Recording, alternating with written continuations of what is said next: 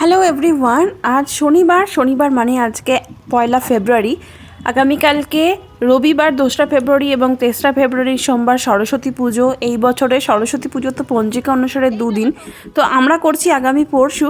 আর শনিবার এখন ওই সন্ধেবেলা 7:30 মতন বাজে, এখন এসছি আমরা সরস্বতী ঠাকুর কিনতে।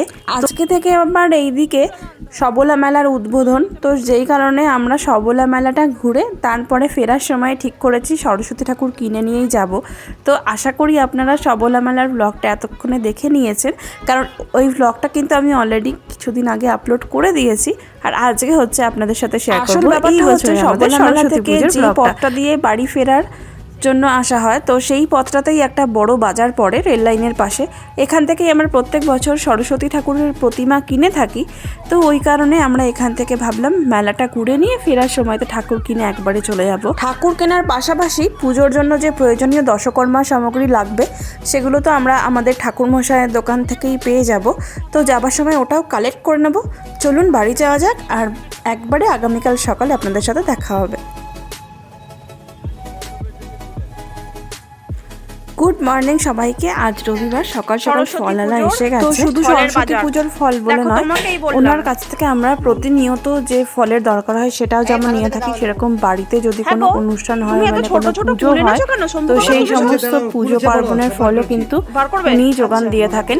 এবং শম্ভু কাকা শুধুমাত্র আমাদের ফলের যোগান দেন তা নয়, বাড়িতে যদি কোনো পুজো পারপাস দুধের দরকার হয় মানে একদম খাঁটি গরুর দুধের, তাহলেও কিন্তু শম্ভু কাকাই এসে যোগান দেন, কারণ ওনাদের নিজেদের খাটাল আছে, নিজেদের গরু আছে।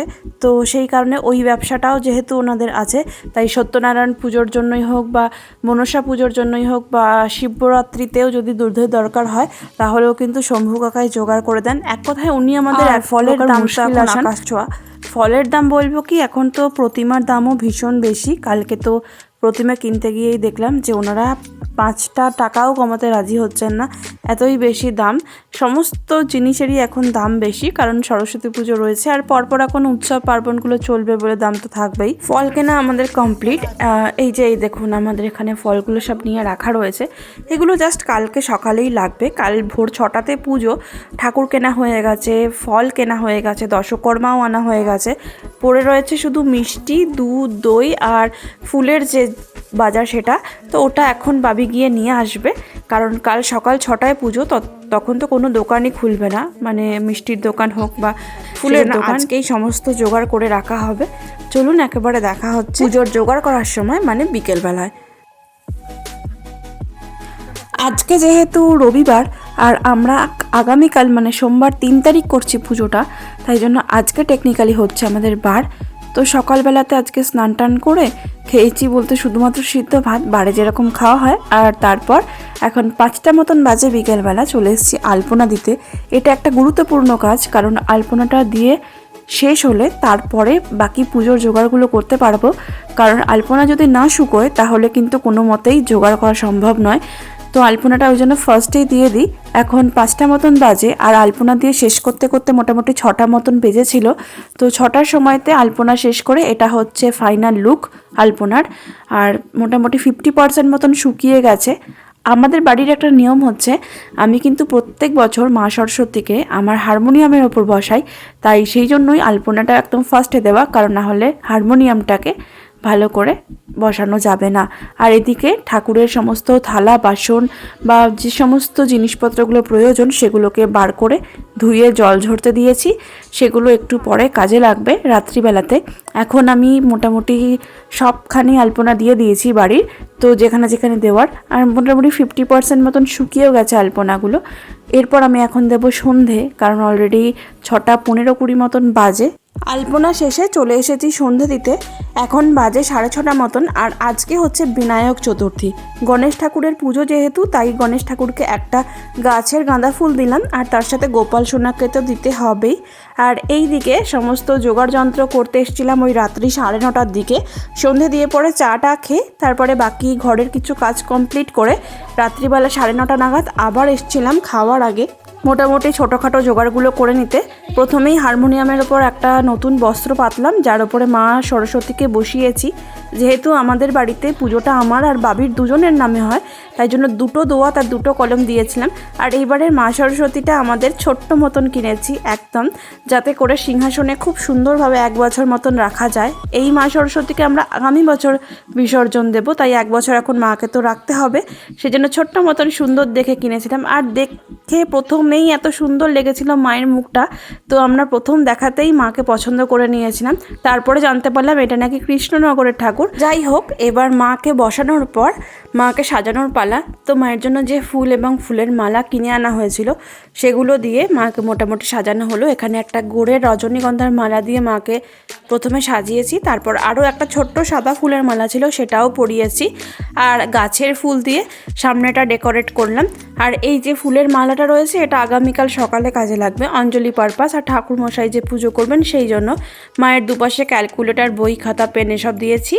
আর যেহেতু পুজোটা আমার আর বাবির নামে হয় সেই জন্য দুটো দোয়াত দুটো কলম মায়ের দুপাশে সাজিয়েছি। মায়ের পেছনে একটা চক্র দেওয়া হয়েছে আর দেওয়া হয়েছে মাকে চাঁদমালা। তো আমাদের মাকে সাজানো পুরোপুরি কমপ্লিট। সামনে ঘটিটা বসিয়ে রেখেছি সকালবেলাতে মাটি দিয়ে, তার উপরে ঘরটার জলে পূর্ণ করে তার উপরে দেওয়া হবে সশিস ডাবটা। তো ওগুলো কালকে সকালে করব। এখন শুকনো যে জোগাড়গুলো করা সম্ভব সেইগুলোই করে রাখলাম। আর এই সাদা মালাটা পরানোর সময় দেখলাম মালাটা অনেক বড়, সেই জন্য একটু ছোট্ট করে নিলাম মালাটাকে, দু একটা ফুল বার করে নিয়ে তারপর মাকে পরালাম। আর এই হচ্ছে মায়ের ফুল লুক আজকের জন্য। মোটামুটি জোগাড় সব কমপ্লিট। চলুন এরপর আমাদের ডিনার সেরে নেওয়ার পালা। তো এই সব জোগাড় করতে করতে 10:30 বেজে গেছিলো। তারপর আমরা ডিনার নিয়ে বসছিলাম। আজকের বার স্পেশাল একদম সিম্পল ডিনার, আটার পরোটা, তার সাথে এই আলু পোস্ত আর গাজরের হালুয়া। আর এই পোস্তটা ছিল হচ্ছে সকালের পোস্ত, সকালে ভাত দিয়ে খেয়েছিলাম, ওটাই একটু বেঁচেছিল, ওটাই খেয়ে নিয়েছিলাম। আর তারপর শুতে শুতে ওই 12টার মতন বেজে গেছিলো। সকালবেলাতে 4:30টার সময় উঠে মা যথারীতি স্নান টান করে পুজোর জোগাড়ে বসে গেছিলো। প্রথমেই মা ফল কাটতে শুরু করে দিয়েছিল, আর আমি ততক্ষণে বাকি ঘরের কাজগুলো করছিলাম, কারণ সকালবেলা আমাদের কাজের মাসিরও আসার কথা ছিল ওই সকাল 5টা নাগাদ। আর কাল যত রকম ফল নেওয়া হয়েছিল সেগুলো প্রত্যেকটাই মা একটু করে কেটে দিয়েছে, আর সবশেষে দেখা গেল প্রায় 9 রকম ফলই হয়ে গেছে। আর মায়ের ফল কাটতে কাটতে আমারও মোটামুটি হয়ে গেছিলো, তাই আমি এসে ঠাকুরের মিষ্টির যে থালাটা সেটা সাজাচ্ছিলাম, আর তার সাথে ধূপ ধুনো এবং তার সাথে অবশ্যই পঞ্চপ্রদীপটাও রেডি করে রাখছিলাম। এই করতে করতে দেখলাম 6টা বেজে গেছে, ঠাকুরমশাই আসেননি। তো ঠাকুরমশাই আসেননি দেখে আমি ঘরের পুজোটা সেরে নিলাম। ঠাকুরমশাই এলেন ওই 6:30 নাগাদ।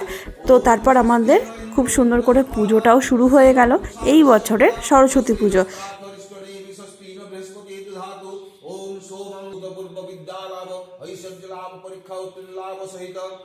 सपरिवार सकल सदस्य वृंदेन तव कृपा कामनार्थे एकत्ते हे सरस्वती देवी तव चरणे महाप्रति भक्ति कामनार्थे तव कृपा कामनार्थे उद्य यथा समय यथासाध्य आयोजने सामर्थ्य क्रिया कर्मणि पूजा प्राक्कले हे भक्ति विद्या प्रदायिनी वाक्देवी सरस्वती देवी मम जयमानस्य गण संदिग्ध।